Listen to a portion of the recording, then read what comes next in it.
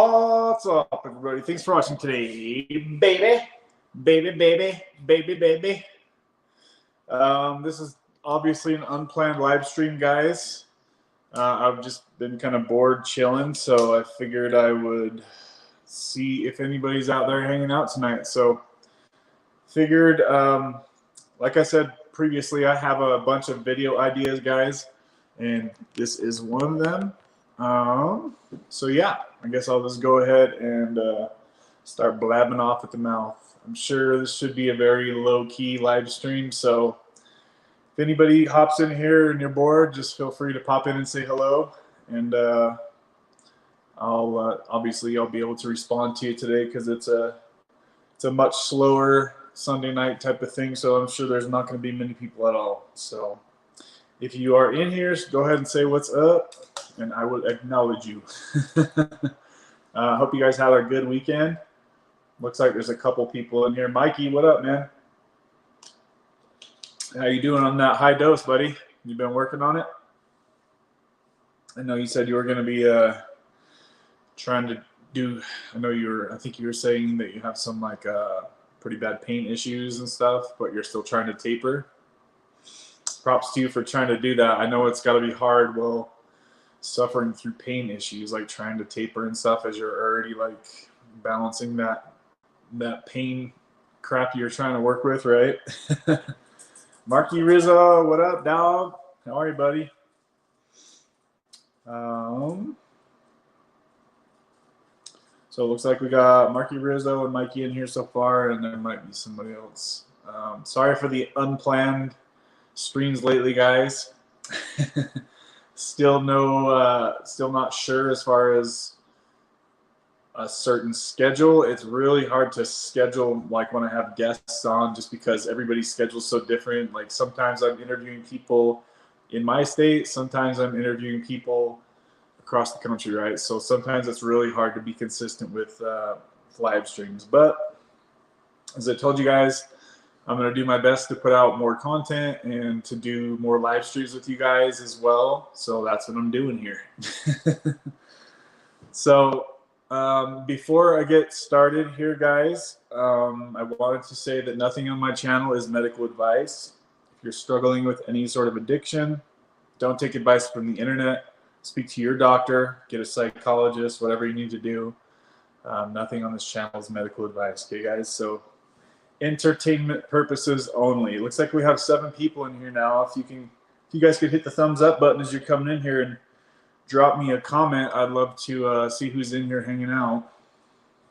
Let's see. So Mikey Whitley's words. What's up? Mikey says he's on 16 milligrams.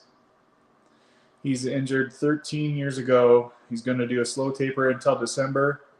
He's been on subs for 7 months. Yeah, man, slow taper, that's the way to go. I always tell everybody that.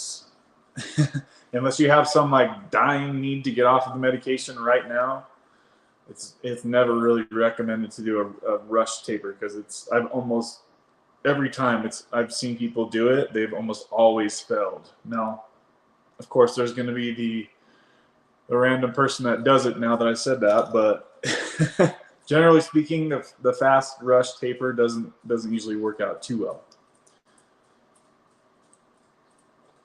So, all right, guys. So today's video topic, when Rockin' Roberta was still alive, she gave me the idea to talk about this and bring this up.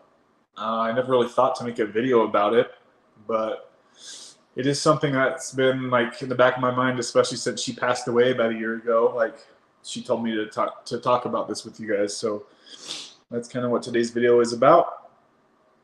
So as you guys may or may not know, addiction runs really strong in my family on both sides, my mom and my dad's side. Okay, so it seems like probably 75% of the people in my family are addicted, most of them to alcohol. So I've seen the damage that alcohol can do to people, especially on a long-term basis. That being said, I do have some friends that are very successful that do drink alcohol. So I'm not saying like you can't be successful while drinking alcohol. I'm just saying from my family, most of them aren't successful like financially, right? Um, so I've seen the negative stuff that. Oh, James asks, what happened to Rock and Roberta? So she died over a year ago. She died in a house fire. I'm gonna make a video very soon, just letting everybody know, because it seems like every time I talk about her, there's more and more people that didn't know about her dying. So she passed away last June 28th in a house fire. Her and her cat passed away. So sorry to break the news to you here on the live stream. There is a video that I made for her. It's like a in her memory type video. You can do a search on my page. Just go back about a year ago and you'll see it. You can type in Rock and Roberta, rest in peace, my friend, or it was something like that. You just type in Rock and Roberta and then switch the dates to the newest date, and you'll see the video I made about a year ago. He says, oh my God, I seen her on 23rd and 1. Well, I don't know what that is. What's 23rd and 1? All right, guys. So I just wanted to kind of share a bit of my father's journey, because I've never really talked about my father before. Him and I were extremely close growing up, and I know that a major part of that reason that we weren't close was because of his addiction. So I remember early on, like in my early childhood, my mom would always kind of like bash him and like talk down about him, right? So I'm basically, mostly I was raised being, I guess, a single mother household until my stepdad came along when I think I must have been like 12-ish, somewhere around there. And until my stepdad came along, he was very strict. So me and my little brother were just rampaging over my mom. Like, we were out in the streets all night, goofing around with our friends. She was at work, and we were just running the apartment complex all night long. Because there was nobody to babysit us for the longest time. So there was that. That was obviously the beginning stages of potential issues for me and my brother and myself. So my mom took me to Washington, I believe when she got pregnant, and then she moved to Washington, and my dad was here in Utah with most of our family was here in Utah, right? So I don't really know. I think my mom's mom sent her off to live with her dad in Washington when she got pregnant, because my mom was very young when she got pregnant with me. She was 16. So my grandma obviously knew it was going to be a rough road. I guess she didn't want to deal with it, or couldn't afford to deal with it, or whatever, but that's that. So I was born in Washington. I think I was there until I was, I don't know, pretty young, maybe like 5 or so. And then for whatever reason, we came back to Utah where my dad was, and then I would start seeing him every couple weekends. Hey, Rachel, how are you? He is a YouTuber. Lockdown 23 and 1. Oh, it must have been a while ago, because she's been gone for over a year, right? Don't tell me you've seen that video recently. I'm like, wait, are you telling me she's still alive? No, she's not. I've actually seen the police report. So she is in fact passed away. But okay, so I would see my dad like once every 2 weeks. So it was very rare. And when I did see my dad, he lived at home at the time. He must have been, if I was like 7, 8, he would have been, gosh, how old was he? Like 17, 18 years older than me. So he would have been early 20s. So he still lived at home. He lived in the basement. And every time I would go over there, he would be partying, like drunk and up all night, doing all that stuff. Just drinking, really, is the main thing that they would do. So I'd seen like alcoholism from a very early age. So it always kind of stuck in my head. And I think subconsciously I kind of knew I didn't want to be like that. So luckily enough for me, I didn't have I think just seeing him struggle with his addiction so many years, it kind of burnt it into me, into myself, that I didn't want to be like that, right? So years went by, years went by. Every time I would see him, he would be drinking, drinking, drinking. I think it was like Natty Light, I want to say. They were always drinking, and it was like him and his brother, his brothers, and like uh, their best friend. They would all get together every weekend, just like the 3, 4 of them. They would listen to their heavy metal music and just have a good time, drinking and laughing and goofing off. Really, that's if I had to like describe my childhood with my dad, it would be that pretty much. Almost every single weekend was the same that I'd seen him. We watched a lot of football Sundays, or we watched cartoons at my grandma's house, and then just every Friday and Saturday night I would be over there. They would be drinking, get drunk, and then wake up the next day night and then do it again. So like I said, from a very early age, that's what I had seen. He was never really interested in like chasing success. And I believe, looking back on it and like always wondering like how come he never like strived to have any nice financial situations going on. He lived in a very cheap, tiny 1-bedroom apartment. It had to have been the smallest 1-bedroom apartment I've ever seen, right? And it was like in a not so good area. And so most of my childhood, he was a garbage man. He would ride on the back of the garbage trucks and hop off and manually throw the trash, right, in the garbage in the back of the garbage trucks, because back in the day they didn't have the automatic lifters or whatever to do how they do it now. So I actually went with him one time on the job, right, and he had me on the back of a garbage truck. Thinking back to how it was back in the days, guys, it was so much different as far as stuff like that goes. It's like having kids riding in the back of the truck as you're racing down the freeway. Like, could you imagine seeing that in today's world? It just, you will never see that, as far as I'm concerned, anyway. So yeah, so he was a garbage truck, really, and that's really all he could muster up. Basically, I think his addiction just had him so far like unmotivated for life. He would always tell me that it was the biggest mistake of his life, like messing things up with my mom. So that always kind of stuck in my head, hearing him say that. Because my mom like moved on, married, and like they had, she built a decent life for herself and the family and stuff. And my dad, all those years, was just tucked away in some crappy little apartment, smoking cigarettes in his small apartment with me there every day, smoking cigarettes the whole time, drinking beer the whole time, getting hammered every time I seen him. Now I don't want to just sound like I'm totally just trashing my dad. He was literally like probably had one of the biggest hearts of anybody I've ever met. He was the sweetest guy, and on top of that, he was literally the funniest person I've ever met, even to this day. Like the shit he would do, how goofy he was so freaking hilarious. The guy could make anybody laugh at any moment. He was definitely like the light of the party, or however you want to say that. He definitely was a party guy.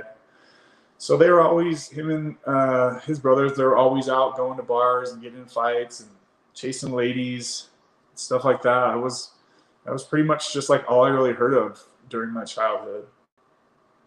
So fast forward, it was just like the same basic thing. He had a crappy old Chevy truck that he just loved.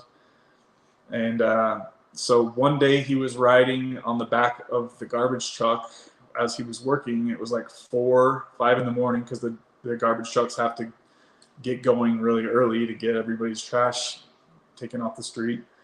And he got slammed. He was on the back of the truck, and a truck ran into the back of the garbage truck, right? So his legs were like, just imagine being standing on the back of the garbage truck and then having a full-size truck ran into the back of you and crush your legs.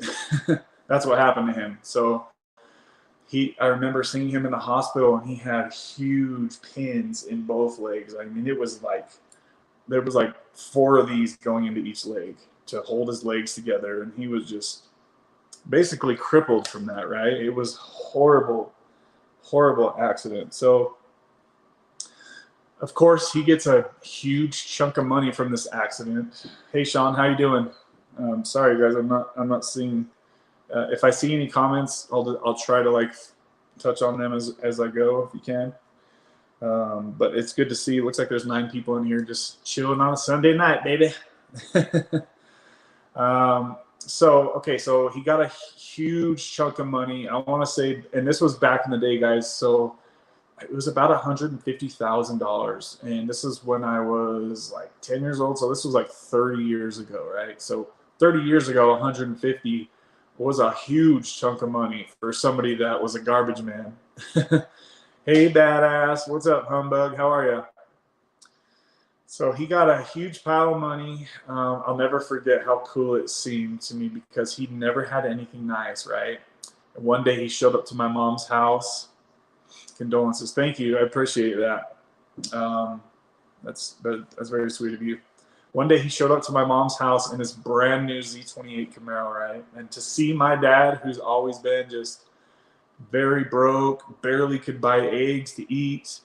That's all we would ever eat when I would go over there was scramble up some eggs, and that's really all we could ever eat because he didn't have any money. So that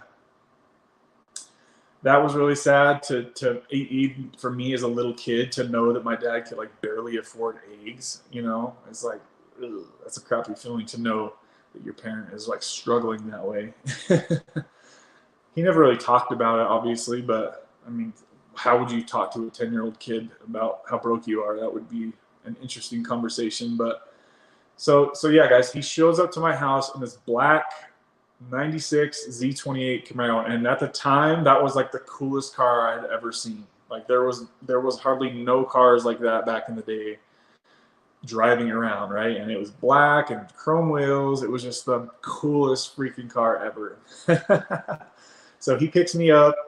At this time, I was like 15 years old. I had a little crappy Ford Mustang that I paid $300 for. I was so excited to get my driver's license that I had bought this car when I was 15, and I started like tricking it out, like doing these goofy little things to it, putting little chrome things everywhere, chrome exhaust tip, and I thought it was the coolest car, and it was the biggest clunk of junk. It had the hugest dent in the back, and I had like rigged up some home speakers in the trunk to try to get like some bumps in my trunk, right? And this was back when I had cassette. I had cassette tapes back in the day.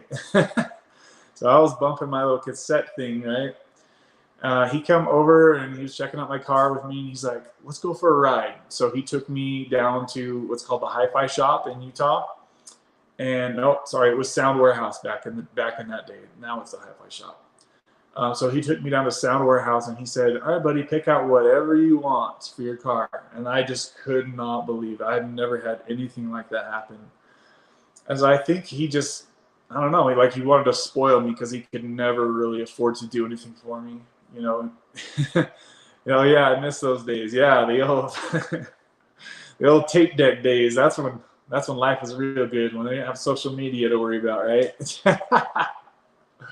So I bought two 10-inch, Soundstream subs in a bandpass ported box. It was, guys, it made like my whole month. I was so happy to have that. He got me a nice amp. What else did he do for me? There's something else he did. I think he gave me a bunch of cash too at the time. Sorry, it was so long ago, it's hard to remember. Gave me a bunch of cash.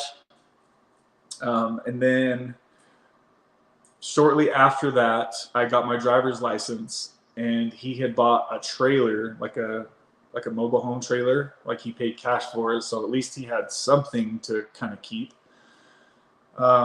He got his Camaro all decked out and raced up and souped up and whatnot. And then, like I told you earlier, my stepdad was very strict, like military style strict. So one day I didn't make it home for dinner on time, and he tried taking my car away from me, and he didn't pay for anything with my car. I paid for all my insurance. I paid for gas, everything. He didn't pay for nothing with my car. So I'm like, how are you going to take my car away when I paid every single part of it? He didn't pay my insurance, like didn't pay for the car. Like, no, you're not taking my car away. That was my baby. That was my prized possession. There's to me, like, no, you're not taking my car away. There's no way. And I'd always been really like scared of him because he was so strict. So I'd always, just kind of tried to obey all of his house rules and stuff. Like I had to make my bed before going to school or I'd be grounded. Side note, one time I got grounded to my room for an entire summer for stealing quarters to buy candy.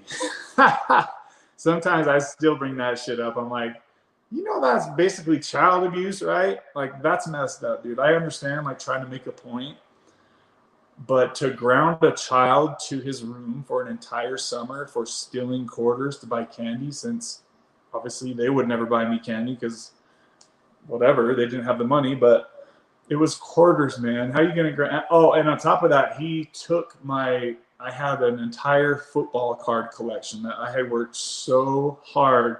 I had every card in the set, and he took that from me. It's like, this will teach you, and it really did. It taught me a lot of things, but definitely not to steal from him again.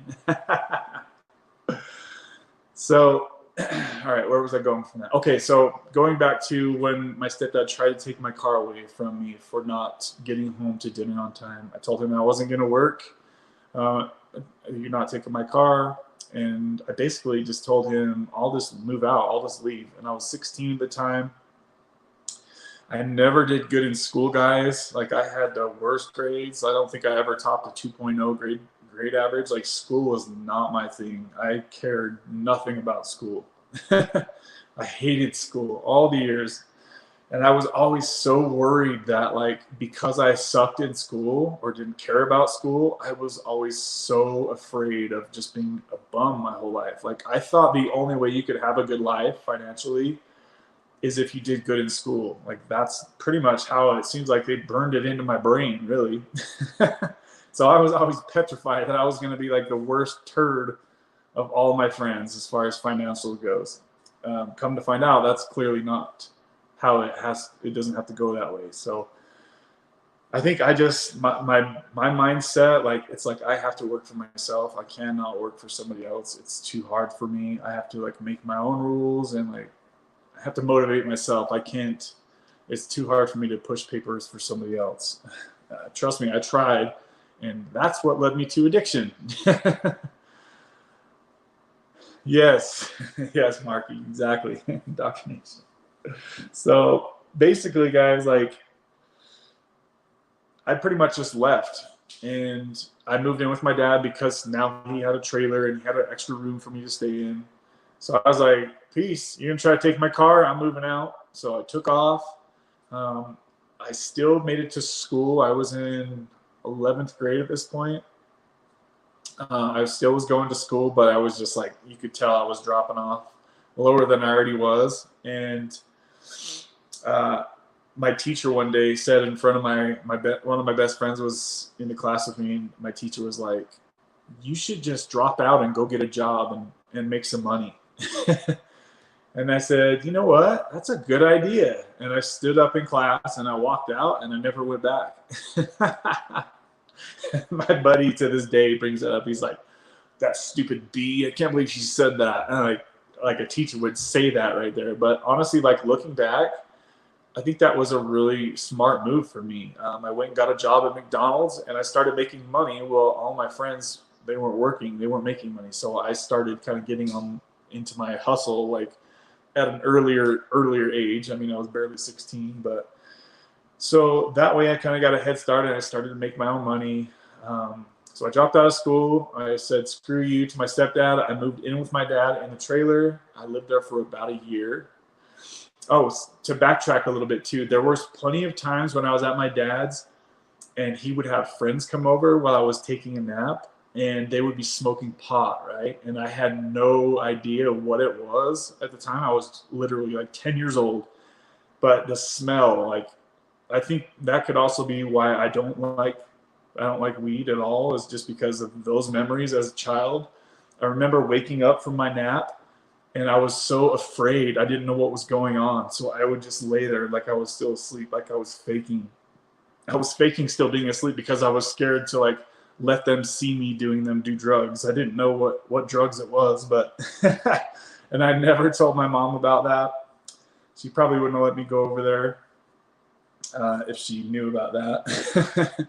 And I liked going over there just to hang out with my dad because he was like, you know, it's your dad. You want to be around your dad, even if it's like not the most enjoyable experience because you're seeing him get high and drunk every time you see him. But so there was that. That happened a few times. The pot thing while I was sleeping a few times. But then fast forwarding to when I moved in with him. So now that he had a bunch of money,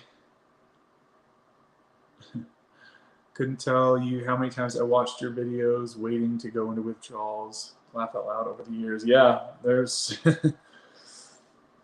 Thanks for watching my videos. Ayo. So I moved in with him. He had all this money now. And I just thought I was like home free, right? I was like, shit, like I don't got to do anything now. There was one time that he let me take his Camaro and I went and picked up my buddy. And as a 16-year-old driving a brand new souped up Camaro, you could tell, you can guarantee I made some memories of that. I remember squealing the tires in fourth gear. I was hauling ass in that car. And to me, it felt like it was like super car fast. Like it felt like it was the fastest damn car on earth. I swear it was back then.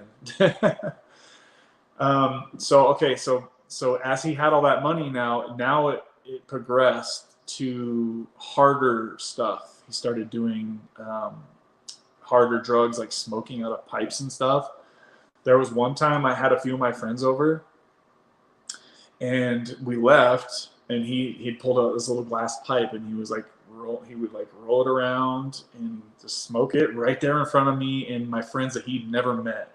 That's pretty ballsy, like thinking back on it. We left. My buddy was like, dude, was your dad just smoking crack? I was like, I don't know what the hell that is. Like, it doesn't have any smells to it. Like, and I was living it with him as he was just always smoking this glass pipe. Even to this day, I don't even know what it is. Maybe you guys can comment. Was it meth? Was it crack? I don't know. Is that the same thing? Sorry, I don't know much about those kind of drugs. But yeah, like he'd always told me, he's like, and I think maybe this is why I was so naive to everything or like trying to be naive because he told me like straight up, he's like, if you ever tell the police what I'm doing, I will disown you as a father. Like crack. Okay, so I guess he was smoking crack right in front of me and my friends. And God, I just couldn't imagine doing that. Like thinking about my painkiller days, like I would never dare to do drugs in front of anybody, let alone be smoking on a pipe. So, and he was doing that. He was drinking hard vodka every night, just straight out of the bottle. There was plenty of nights when I would smell like spray paint and I would go into the room and like I was always so afraid I was just going to find him dead, guys. Like he had like a bag, like a paper bag, breathing bag. And just a side note too, guys, I'm not trying to promote anybody do any of these substances and I'm not trying to act like they're cool. And sorry for laughing because it's really not a laughing matter, but I'm just explaining to you the story of like what I seen growing up as a child. So please don't anybody take this as like something to go try. So there's plenty of times where I would walk in and he would have the bag right there and like a spray can in his other hand and he would just be passed out, right? Passed out. And I was like, is he dead? I don't know what to do. Like, close the door. Hope I see him tomorrow and just go to bed. Like, I was always terrified of stuff like that, of him just being dead. Like, I was always afraid of dead bodies, to see like dead bodies. So shortly after this, his like dramatic ex-girlfriend from the past magically reappears now that he's got all this money, right? Isn't that funny how that happened? She found out he had a bunch of money and got back in contact with him. Next thing you know, she's living there with us in the trailer, and it's me, her, my dad, her 2 kids, all in a 2-bedroom trailer, guys. So it's starting to get crowded here. Her and him they were both doing a lot of drugs. I just know They were both smoking the pipe, and they were both drinking. Lots of drugging and drinking, and just not really taking care of themselves, obviously. So fast forward, maybe I'm trying to think if there's anything else crazy that happened while I was there that I don't want to miss telling the story. So fast forward, let's see. So he started running out of money probably about maybe a year. I would say I lived there maybe almost a year, right? There was one time we would always like bet on darts. We'd play darts together all the time. And I earned a car from him, so he had to buy me a car because I beat him in darts. So he went and bought me a car and put a system in that new car because the Mustang engine blew up. So then shortly, about a year after, she moved in and we all moved in, and he's like, "Hey, buddy, like I need you to probably get a job and start helping out around here."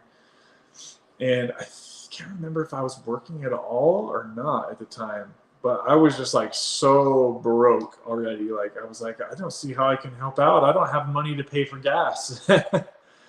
And at the time I think I was 16, maybe, yeah, 16. I was still 16 at that point. So I was barely kind of like getting into working, and had my McDonald's job for $5 an hour. Quit that, and I think I went to Carl's Jr. Like I've worked a bunch of crappy jobs when I was early on. I've worked at Super Target. I've worked at Shopco, Smiths. Like I worked at all these like retail type jobs. So I never really got into making very good money until, I'll get into that in just a moment. Okay, so he ran out of money, right? And once he ran out of money, him and the girl, or his girlfriend, they were really starting to fight a lot. I think because the drugs were probably running out. So naturally, they're probably going into withdrawal. Started being lots of drama in the house. It wasn't long after that he was like, "Hey, buddy, you're probably gonna have to move back in with your mom." And I was like, "Nah." So I had to go tuck and tail back to my mom's house when I was 16. Even though there was a lot of like traumatic experiences that happened there with my dad for the year or whatever I was there, it was like the closest I had ever like got. Like other than that, it was just every other weekend I would see him when he was drinking, and that was it really. Like we'd play football on Sunday at the park. Everybody, like that was really fun part of my childhood. AO says, "Damn man, sounds like my father. Just lost him out of nowhere recently myself." Sorry, dude. That's freaking. I remember how hard it was for me, and it wasn't easy, man. So sorry about that. Still processing. It takes time. Yes, time is definitely the healer of all wounds. If anyone ever wants to talk, I'm here, brothers and sisters. Yeah, that's let's see. Definitely fed my addiction even worse. Thanks for the honesty always, Kev. Yeah, dude. Like I've never really told anybody about the kind of shit that I'm telling you guys about. So it's definitely. I remember Rockin' Roberta. She's like, you have to make a video about this. So here I am, Rockin' Roberta. If you're seeing this video in YouTube heaven, I'm laying it out there for you. Okay, so long story short, long story continued, I should say. He basically told me I had to move back in with my mom, so I apologized for quitting school and whatever. And then my stepdad, even though I was only 16, 17, he's like, "You can move in, but as soon as you're 18, you're out the door or you're paying rent." So that was kind of always like a known thing in that house, was as soon as you turn 18, you're either paying rent. And I actually kind of like that idea, and it seems like a good way to kind of push your kid to spread his wings a little bit, even though I was the stepchild in the house. I still really, like, looking back on it now, I appreciate the strictness, because if he didn't come along and be so strict, my mom would have been in trouble with us kids. We would have really caused her some stress. So, like, at the time when you have a stressed stepfather come into the picture, it's extremely hard to appreciate that. But now, years later, I learned a lot from that man, and I'm still, even though him and my mom broke up or divorced after 15 years, I'm still in contact with him, and I'm still appreciative of what he did for me as a kid, even though it was like an army camp. Probably likely, if he didn't come into the picture, I would have stumbled into drugs much sooner. Like, I didn't even have my first beer until I was 22 years old. I had to get paid $25 to drink my first beer. Peer pressure, right? So I never tried pot till I was like 30. Maybe it was my first time ever trying that. Never smoked one cigarette in my entire life. Basically, everything, as you guys know, started from my motorcycle accident when I was 22 years old. Is when the painkiller stuff started kind of happening. Let's see. So I moved back. What else? I was working up my retail jobs, trying to like get some money together. I got into like nicer cars. I remember I had a Ford Probe GT, 93 Probe GT with a V6, and it was like the coolest car. It was like the coolest car ever for me. I had a big spoiler on the back, and the sound system in that car and the sound the exhaust system made, the car sounded incredible. Started getting into street racing, and then we would go down to the racetrack and race. And I seen this Black Eagle Talon just blow the doors off of everybody there. Turbo all-wheel drive Talon. You guys remember those old Eclipses and Talons? That car would basically take the next 10 years of my life. Just seeing this all-wheel drive Eagle Talon blow the doors off of a bullet bike in a street race, like that was just mind-blowing. He even gave him a big head start. So as soon as I seen that, I had to get an Eagle Talon, right? So I got my first, it was a Mitsubishi Eclipse was my first DSM. It was and that's where the name Badass 1G comes from on my other channel. You guys seen my other channel? It comes from first generation DSM. I'm sure I'm probably speaking foreign language to you guys out here, so sorry about that. So I went deep into like street racing, track racing, I worked at a speed shop that's where I learned all my mechanic abilities to be able to work on cars, fix them, buy them, sell them, like whatever I could do, I learned it all through this shop. And I was actually getting paid to learn how to be a mechanic. So that was awesome experience.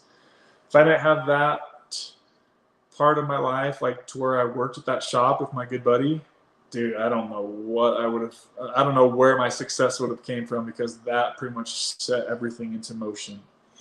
All right, what happened? Okay, so after that, my dad and I really didn't speak a whole lot. I just kind of knew he was going down a really bad path with drugs, and I tried to kind of be there for him whenever I would talk to him. It wasn't very often, guys. You could tell that he was just kind of really going downhill with his addiction. Right as I was like, obviously when I first moved in, he was way hard into drugs, but it just kind of got worse as the time. And I'm sure since the money was running out, he was doing more and more like shady things to get drugs. I'm trying to think the next part of the story. So I moved back in, didn't really talk to him a whole lot. Then he called me one day, and our grandma died. And so that was really sad. He's like, yeah, she died. She had breast cancer, and then she removed the breast cancer in the hospital, and she had a blood clot in the hospital and died right there in the hospital. So she died. He called me to a hotel or a motel, and he's like, here's a gift, or here's a birthday present from her. She got me like a new wallet and stuff. So that sucked. And then it was a year later after my grandma died. My grandpa died. He had Alzheimer's. So that really sucked to see, like, so shortly after losing my grandma, right? And then a year after that, so by this time I was about 20 years old, maybe 21. And I was at my girlfriend's house, and I got a call from my grandma. And she was like, oh, Kelly, are you okay? And I'm like, wait, yeah, all right, what's up? And she's like, I'm so sorry. And I was just like, what the hell are you talking? What's she talking about? Because my grandma's kind of always been a little like different. Like the family looks at her like she's kind of crazy a little bit. So I was just like, what the hell's wrong with grandma now? And she's like, about your dad. And I'm like, what the hell is she talking about? I'm like, Grandma, what are you talking about? She's like, Kev, he's dead. You didn't know your dad's dead? And I just like went silent. And I was like thinking about it. I was like, I haven't seen him for a while. And I just was silent. And my girlfriend was looking at me and she could tell that something was wrong. And I was just silent for like 10 seconds. And I was the kind of person I'd never like to let anybody see me cry. So I just sat there and froze for a minute. And I was just like, what the hell do I do? What the hell do I do? So I hung up the phone with my grandma just instantly. I didn't say anything else. And then I stormed out the door of my girlfriend's house. And I drove down the road and started freaking bawling like a little baby. And that's how I found out my dad died, guys, from my grandma seeing my dad's obituary in the newspaper.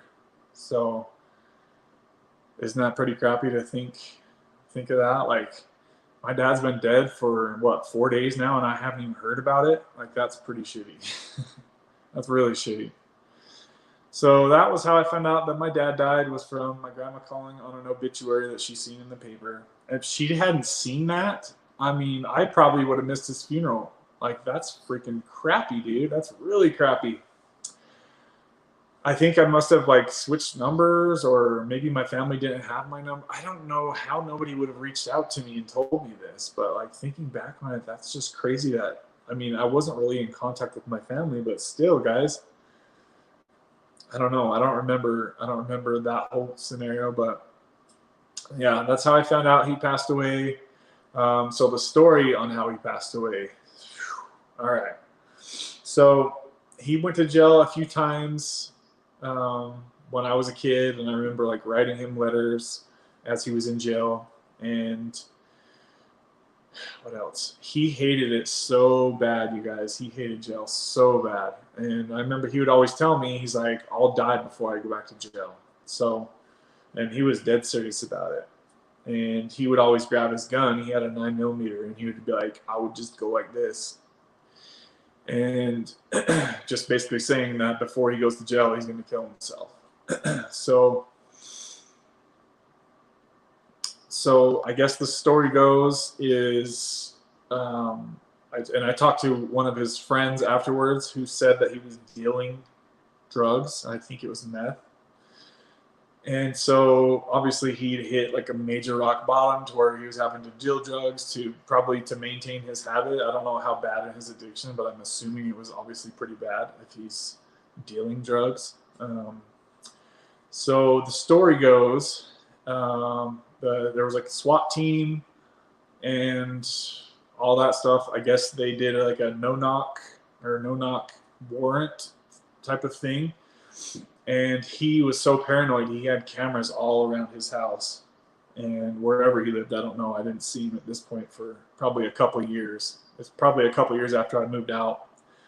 So he was like so paranoid, obviously, because if you're on meth, you're super paranoid from everything that I've heard. I've never tried it, but I've heard that you're very paranoid.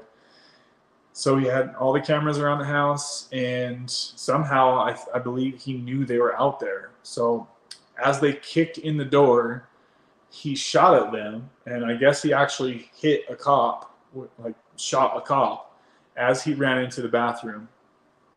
I think he shot a cop in his leg, if I remember right. I did see the police report. It was a very limited police report. They blocked so much out. Like, I got a very vague picture of what happened to my father. I wish I could somehow have gotten all the details, like the specifics of everything. So he shot at the cop. Hey, Callie Love, what's up, girl? Thanks for hopping on. Sorry for the unplanned stream again. I know it's kind of not cool of me to do that, but I knew it would be really chill in here tonight, so I can handle any issues if there is any. But thanks for hopping on, girl, and congratulations on putting in that 14-hour shift.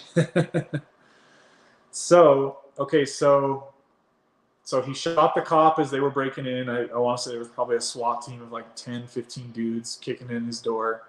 He shot at them and jumped or dove into the bathroom. And I guess they were trying to like talk him into surrendering, and he just kept saying, "I'm a dead man. I'm a dead man." And the report that I read said that he was doing like countdowns, like he was going to kill himself, right? And I want to say it was like the second or third time he did that, he actually shot himself right here in the temple. So what he told me was true. Like, he wasn't going to go back. He would kill himself before he went back to jail. And that's exactly what he did, guys. So pretty sad crap to know, like, to see like how bad drugs messed up his life. It was nothing like how it is in today's like technology age, where we can all share stories of addiction and talk about our addictions openly. Like, I'm sure back in the 90s or whenever that was, it wasn't even really talked about. Like, I almost wonder if he even knew he had addiction issues. He probably had no idea. He just thought this is just how life is, like seeing his parents drinking his whole childhood. It was probably just normal feeling to them. Like, I doubt it was. Callie says, "What did I come into? I'm so sorry." Yeah, I've been telling like a long drawn out story just about like my father's addiction, and you came into like the very last part of it, like where he shot the cops and then shot himself. So if you missed it, I'm not sure if you missed it or not, Callie, but I found out that my dad died by getting a phone call from my grandma, who seen his obituary in the paper. So isn't that freaking messed up? Like, if she didn't see that obituary, like, it could have been weeks or months before I even knew my own dad was dead, and I would have missed his funeral. I barely made his funeral. So I remember last time I seen him, he actually looked really good in the casket. You could see the stitches as to where he shot himself right here in the head. And then basically somebody called me and said all of his stuff is in some storage shed somewhere. So I had to go root through all of his stuff. That was interesting. What else was I going to say, you guys, after that? So yeah, that's basically like the gist of my childhood and the stuff that I seen as far as with my real dad, how I seen him as a person. But yeah, like I said earlier, guys, he was literally probably the funniest person I've ever met in this entire world. He was the funniest freaking guy, sweetest guy. Like, he had a huge heart, but he was just so freaking lost in his addiction that I don't think he ever had a chance. And he would always tell me how lazy he was. He would always tell me, like, I'm like, "Dad, how come you don't get like a good job?" Because he was always working on the back of those trucks, right? Hold on, guys.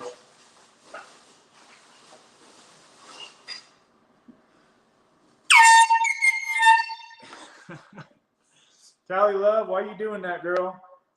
Callie just sent a super chat and she sponsored today's show, guys. Thank you, Callie Love. She said, "I'm so sorry, Kev. Sorry, I'm getting all like sweaty from telling this story. We are here for you always." Thank you, Callie. You're super freaking sweet, and you don't need to spoil me like that, but I really, really appreciate that. Thank you very much for sponsoring today's show. You're a sweetheart. Damn it, you're a sweetheart. My dog's freaking out. He's got the air horn out. Thanks, Callie, for cheering me up right there. That was nice. Very nice. Now I lost my train of thought. Where was I going with that? Yeah, guys. So it just sucks. And like, honestly, my uncles all struggled with alcoholism. Like, it was just all they really cared about, and it was so sad to see. Callie, you're too sweet. I'm still looking at that. It's like flashed right up on my screen right when you did it. I was like, oh, I wasn't expecting this, so I had to reach for the air horn here. Definitely wasn't expecting that tonight. Thank you, Callie, again. Sorry, Isabel. He's over here shaking. Yeah, loud. Come here. Come here, baby. Look at this little cute nugget. Are you scared? You don't gotta be scared. You got your daddy, huh? So yeah, guys, like, so much of my family just struggle with addiction. I really think that's why I've been so hard on my brother after so many years of watching him just throw away his life, essentially, with his addiction. he caused so much family drama with his alcoholism, so much. It's one thing if you're gonna like just suck with your addiction and like be chill about it, because I know plenty of people that struggle with addiction, alcoholism, and they're super chill drinkers. Like, who cares? I mean, it's not bugging me, it's not disrupting the family events. But when it comes to like every time we're doing family pictures or a family get together, there's like a big blown out fight, like that's an issue, right, guys? So unfortunately, I'm sure he's still stuck in his addiction type stuff. So I have really kind of been estranged from my brother for the last couple of years. I did see him at a funeral like 2 months ago. That's the first time I've even spoken to him. And we were cool. Like, I gave him a hug and told him I loved him, but I'm not ready to open that communication door unless I know he's got sober time, because it's too toxic for me to be involved with him, you know, and it's hurt me too bad over the years to see my little brother just flush so much potential down the drain, right? Sorry, guys. I don't know why. Sometimes I just laugh out of just I don't know why I do it, but I don't mean to laugh about my brother's addiction, and I don't mean to badmouth him either. So I'm sorry if it seems like I'm talking trash on my family. I don't mean to do that. I'm just explaining certain scenarios, right? So there's that. I really hope he can get help someday, and I would love to like be close with him again. But he lived with me so many years after he should have. Like, I basically took him and I tried to be like his father figure, right? And try to get him in the gym and like all that stuff. And he couldn't get away from the partying and drinking. And he was doing drugs at like 14, I want to say. Like, he went in way deep, way fast before I even knew what was going on. Like, hey, Cindy, how are you? AO says, it only makes you stronger. Sorry, man. Yeah, dude, like, kind of crazy stuff. Okay, so fast forwarding just a little bit past that. Wait, I must have had something out of line, because when my grandpa died. Okay, so backing up some. When my grandpa died, he knew my dad was really struggling with addiction, so I got a good chunk of his, his retirement.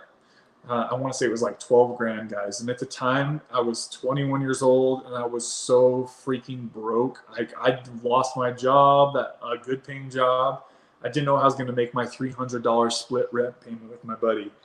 I was freaking out. And then I got a call from my uncle. He's like, hey, I got a check for you from Grandpa's passing. So I was thinking it might have been like 50 or $100 or something. And I pulled up, and he's like, here you go. And it was like $12,000. And I was like extremely broke at the time. So surprisingly, thinking back, like most kids that age, if they're going to get a check for $12,000 and they're so used to living that broke lifestyle, 9 out of 10 times the kid's going to go blow the money. And just like, usually if people are living paycheck to paycheck, that's just like the lifestyle that they're used to. So they don't really know any other way but to like default back to that, right? So I got lucky, and I was just like, I am so sick of worrying about money. I don't ever want to feel this again. So I took my mechanical skills that I had and my love for cars, and I started buying cars that were like blown up. Basically, they needed like head gaskets, or they needed transmissions. So I would buy cars with the money that I got from my grandpa. I would fix them up, and then I would sell them for a profit, right? And that's kind of what started the ball rolling, and did that for many years. And then I always had like a passion to want to start a car dealership. That was always like kind of in the back of my head, like one day I want to run a car dealership. So that's what I did. I ended up working up to that. I've opened two car dealerships now and ran them by myself. And I did everything from buying the cars to fixing them, taking the pictures, meeting people to sell them, like everything to do with the car dealership. I did the taxes, I did the listing, the ad listings, like met the people. I had to go to the auction. Like, it was a lot of busy work. As you guys can imagine, a one man trying to run a full car dealership by himself. That was a lot of work. So yeah, guys, that's that. Thank God for my grandpa. I took that money and I just kept doubling it. And I kept working and hustling, and basically I just found my passion through cars, and it's what I love to do. So I was having fun and making dang good money while I was doing it, right? And then not too long after that is when my addiction kind of started coming into play. And for a good long time, I was really, really making a lot of money as my addiction was starting to spiral up, right? Because you guys know how it is especially when you're newer to painkillers, you can get a lot of stuff done when you're that happy. I mean, there was many mornings when I would wake up, put the Folgers in my cup, pop a bunch of 30s, and I would just get right to work. And you were in the happiest mood to go looking for cars and texting people all day long about trying to make offers on cars is what I would do. I mean, thousands and thousands of people I would be texting about trying to make a deal on their car. So basically I would negotiate a good price. I would go see the car, buy the car if it was what I was looking for, if I saw the profit potential in it. Either tow the car home or drive it if I could, fix it up, clean everything up, fix all the little stupid things, and then sell it for top dollar, right?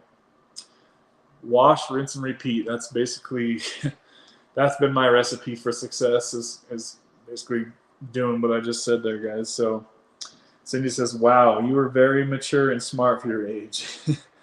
Yeah, I think just being so dead broke when I was that 21 years old, and just like I hated the stress of being so broke that I was just like, I never want to feel this again.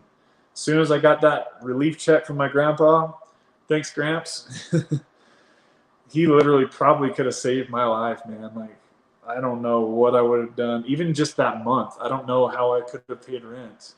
Isn't that funny though, how things always have a way of working themselves out? Always, guys, no matter what the situation is, some way or another, everything works out, right? Isn't that, and that's true in everything in life. There's so many times that bad things can happen and we stress ourselves out so much to where we're just like having freaking ulcers, right? We're so worried about some potential thing that could happen. And it seems like 90%, 95% of the time, the thing that we're worried about never even happens.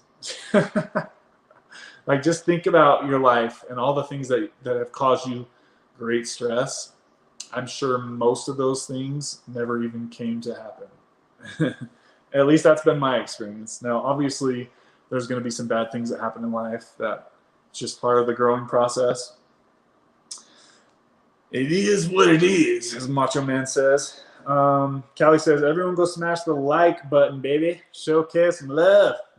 Yeah, you guys like me telling you guys these horror stories of my life? If you enjoyed this story, smash that like button for your boy. I would appreciate it, guys. You know, I'm trying to do whatever I can to make content for you guys. I know it helps. There's been plenty of times when I've been struggling, and it really helps. I remember like when Rock and Roberta was always making videos. It helps to just even sometimes like just put their voice on and listen to it. Sometimes that can just be comforting, just to know that, hey, it's Sunday, 9 o'clock where I'm at right now, wherever you guys are at, whatever time it is, like, we're all here together right now. Everything's okay, right? In this moment, everything's all right, baby. Hey, Liz, how are you? Sometimes, like I said, it can just be calming and relaxing just to know that I'm here for you guys. You're here for me. Like, we're all good right in this moment, guys. So let's see. Eric says, that's a good question. Kev, when you get off Suboxone, you going to do it alone or go to a rehab? That's a great question, man. I don't know, guys. It's weird. Right now, I'm not having like this strong urge to get off Suboxone, to be 100% honest with you guys. I'm not having a lot of issues that I once had from being on Suboxone, specifically on the higher doses. But that's a great question, and if I knew, I would tell you. But I'm really curious to see how Joe does in his rehab. He's in rehab right now, hopefully. I haven't heard from him, so I'm hoping that means he's still in there. I would like it if he could try to give me a call. I don't know how they are with that stuff, but if he could give me a call give me an update. I'll definitely update you guys if I hear anything from Joe. He has my number, so sorry for what you had to go through. I know all too well. Yeah, it sounds like you've got some relatable stories to me. Yeah, he says I have to email you. Yeah, man, my email is in the description of this of all my videos. So feel free to shoot me an email. Please don't make it too long because I get overwhelmed really easily with stuff like that. I just have a lot of other stuff going on with life right now. Wow, Talon. Castilla has in PA. What's that? What's in PA? Who else is in here right now? We got Callie, Cindy. Oh, Misty. What's up, Misty? Misty says, I give the credit to God. His plan is always right. You are a good man and God has you. Yeah, that's very sweet of you. Thank you for saying that. Yeah, it's so weird how things just kind of always tend to work out like that. I was thinking the other day, I don't know, just how often things just tend to work out for me. And I hope you guys can relate to that. Like, I stress myself out over the smallest of things sometimes, guys. And sooner than later, usually, whatever I'm stressing about passes. And I'm like, oh my gosh, dude, I was really stressing out about that. That was stupid.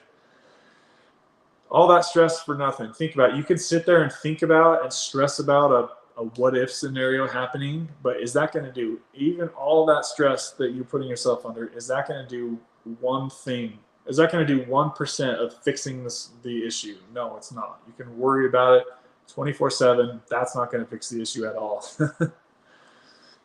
Think about that, guys. Next time you want to stress yourself into an early grave, whatever you're worrying about, is that going to fix the issue? Nope, it's not. So why worry about it? Take action if you can. And if you can't, F it. See what happens. Side note, guys, I spoke with my really, really good friends that I've been wanting to have on the show, and they are coming this Wednesday. So please, guys, if you ever watch the live stream, come this Wednesday. It's going to likely be 6 p.m. Mountain Time. Whatever time zone you're in, that's kind of late Eastern. That's like 8 Eastern time, I believe. So I'm thinking that it's going to be both of them. So it's a husband and wife, and we're going to talk about her transition from painkillers to Suboxone to Kratom to ketamine and then off. So I really, really want you guys to come for that show if you can. They're the sweetest people. You guys are going to love seeing this video. So don't forget that if you are not subscribed and you don't have the bell thing notified, to do so, because as you guys are seeing right here, I'm not the best at scheduling everything out, and I hope to improve on that. So to my moderators, please bear with me, and I apologize for throwing the unplanned live streams on. That's my bad, but it's really hard for me to just have it all planned out like Willy Wonka in the chocolate factory. But I am working on it, guys. And most importantly, I'm working on making more videos for you guys, okay? So that's like my main goal is to get more videos going and to be more consistent. Because as you guys have seen, there's been plenty of times where I don't make a video for 3 months. And everybody worries about me when I do that, so I'm trying not to do that to you guys. Misty says, so true. Yeah, so I probably will wrap this up probably right now. We're just a little bit over an hour, guys. I'm going to make a couple videos this week of like regular videos, not live streams. I'm thinking I will wait till Wednesday to go live again, okay, to my mods. Again, my apologies for that, guys. So yeah, guys, drop me some comments. Let me know what you thought about this story that I shared with you. Cindy, Callie, you missed a lot of it. So if you can, go back and watch. It's kind of a crazy freaking story that I just shared here. And I'm sorry you had to see the very worst part of it right when you came in here. But if you guys are just now joining the stream, feel free to go back and watch this video. I just kind of tell you guys about my dad's life story, basically, like with his addiction. It's a pretty crazy one. So lucky for me, I never went down that path as crazy as he did, so I can at least be thankful for that. As far as financially goes, like I definitely did better than him in that area, and I'm not trying to compare myself to him that way, but I think they say that you're supposed to do just a little bit better than your parents, right? Or try to do a little bit better than your parents financially. I don't know where I heard that from, but I definitely think I've done okay with that, like especially with how bad I sucked in school. Like if you suck in school and you're worried you're going to be a turd for the rest of your life, don't worry about it. You can definitely be successful without any schooling. So it is not mandatory, especially in this internet day. You can find a lot of success on the internet. So anyways, guys, thank you all for watching tonight. Missy says, I missed it too. I'll go back and watch it. Yeah, it should already be right up on the channel. I don't think these lives really have much download time. I think it downloads like instantly as soon as I'm going. So you should be able to, once I end this video, you should be able to go right back and watch it if you'd like to. But yeah, guys, I guess we're going to call it a night. Just a little bit over an hour here. One more comment here. Whitley's Word says, thanks, Kev, for sharing your story. There's so much I can relate to in your story as I was growing up. So sorry about your dad. Yeah, thank you very much. And that's a lot of my goals with this channel is for my dog's freaking out. It's for a lot of you guys to be able to just relate to me and like certain things I've gone through, because I know that a lot of us who do struggle with and have struggled with addiction, we have a lot to relate to each other, and it can be very comforting to know that we're not the only ones in this world going through the struggles that we're going through, guys, right? So, all right, guys, I want you all to have a great night. Yeah, we'll talk to you guys soon. Okay, guys? Thanks again, Callie, for sponsoring today's show, and we'll see you guys soon. Bye, guys.